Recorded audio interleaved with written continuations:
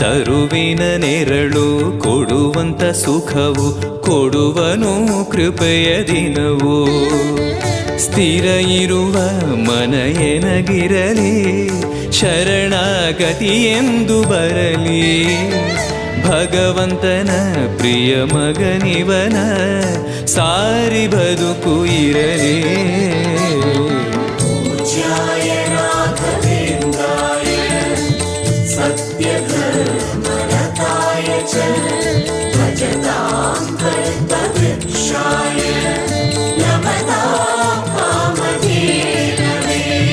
ಆಲಯವೆಂದರೆ ಮಂತ್ರಾಲಯವೇ, ಬೇರೆ ನಾ ಅರಿಯಲಾರೆ.